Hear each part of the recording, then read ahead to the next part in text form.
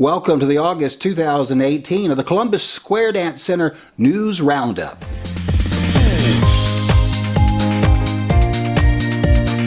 My name is Ray Owens. I'm the guy behind ColumbusSquareDance.com. This month's edition is a little later than last month, mainly because I wanted to talk about the Michigan State Convention. It was August 16th through 18th in Lansing. I had a really good time. I only got to dance one plus tip the entire weekend.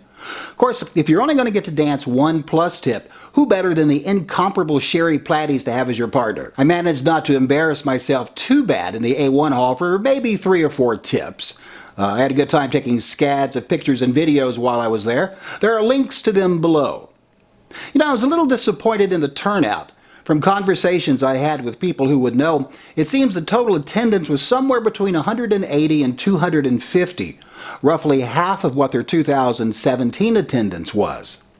Those numbers were right on the heels of the news about the West Virginia Convention, who reportedly only had 145 attendees. From what I understand, the Tennessee State Convention, the recent one there, had nearly 1,300 people. Maybe we should take a look at what Tennessee is doing. What do you think? Now, there were a few bright spots involving some very young dancers at the Michigan Convention. This delightful elementary school couple, they were in the #1 spot in the square, farthest from where Jack Platties was calling at the time, behind another square on the floor. Jack thought the farthest square needed another couple, when in reality, he just couldn't see the really short couple in the #1 head position. A member of the newest generation of callers was Jason Raleigh's son, Micaiah, who did a fine job of moving dancers around on the floor. Finally, a pair of sisters, Grace and Ashlyn, 15 and 17 respectively, having never taken an advanced or challenged class, they simply memorized the definitions of all of the calls of those levels from Taminations. At one point, they got on the floor in a C1 hall. Again, Jack Platties was calling at the time. He was at the mic and he asked the girls, "You do know this is a C1 dance, right?" The girls nodded agreeably and wound up helping other, more quote-unquote experienced dancers find their way around the floor. Absolutely amazing. I talked to their dad at one point and I asked him, I said, are they planning on being a rocket scientist or something after they graduate high school? Now, this reminds me of a related item. Back in July 29th, at Little Brown Jug's dance, one of the visiting dancers invited his daughter to dance. Now, she'd never taken a square dance lesson in her life. She simply watched the squares and figured out most of the moves. She did a lot better than some folks I know who've been dancing for more than 30 years. Speaking of Jason Raleigh, here's a little Jason Raleigh news. Back on July 14th, down at the Michael Solomon Pavilion in Dayton, Jason hosted a Dance for the Cure event for charity. He raised over $1,100. Good for you, Jason. His advanced class is getting pretty close to the end. We're well into the A2 list by now. Some of the students got an opportunity to dance to Ray Marsh a few Sundays ago with the Buckeye A2s. The club was gracious in hosting us newbies. Hopefully any toes that we stepped on during the dance have fully recovered by now. Jason's been calling a monthly hoedown in Bremen during the summer. It's been a mix of Western and Eastern style square dance, line dancing, and contra dancing. I gotta tell you, it's the most fun I've had dancing in quite a while. Now, the events are officially over, having run only in June, July, and August. But in talking with the church who kind of sponsors the location, they're having one more event in September. Now, here's some upcoming events. Most likely by the time you see this video, the 48th National Singles Dance Rama will already be in the history books. But just in case, it's in Indianapolis this year over the Labor Day weekend. Starting Thursday, September 13th, is the 2018 Square Dance Hoedown Kentucky, down in Somerset, Kentucky. Tom Davis, Mark Patterson, Jack Platties, and Wes Dyer are all doing the honors. On Friday, September 21st, is the Tailgate Dance Party, a joint event hosted by both Little Brown Jugs and Orbiting Squares. It'll be in Delaware, Ohio.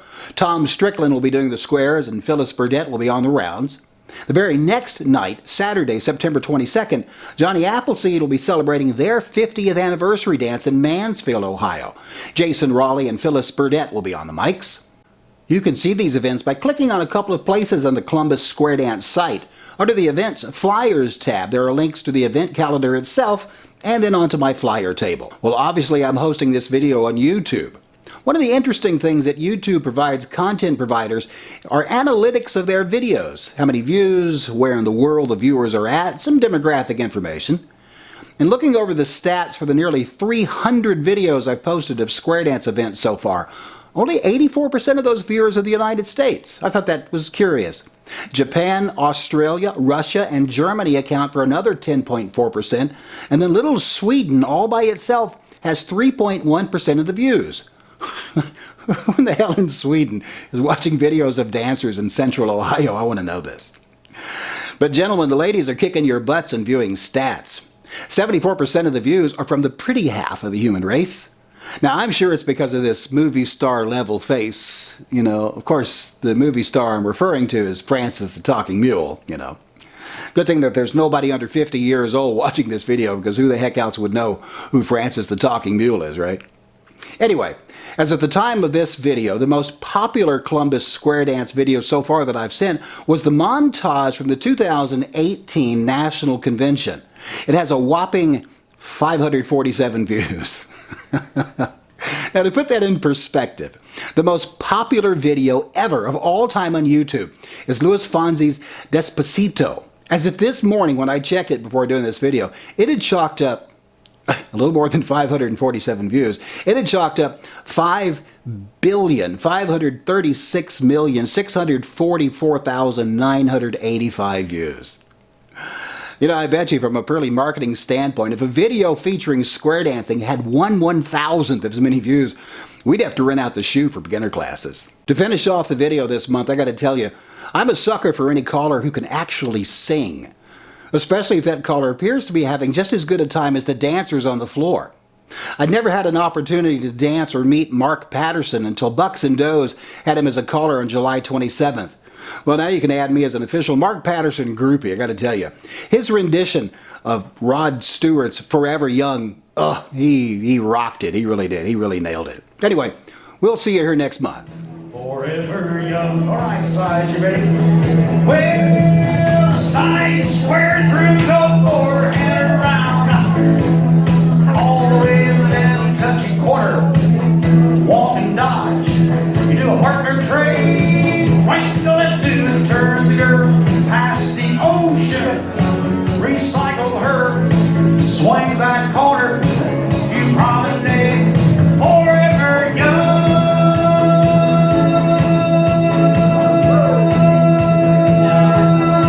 Well, now the four boys promenade. Swing whirl that girl, hey.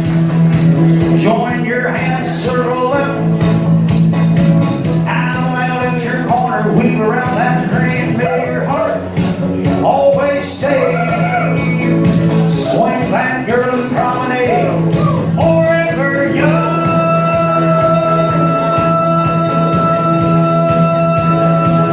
Side face, grand square, go.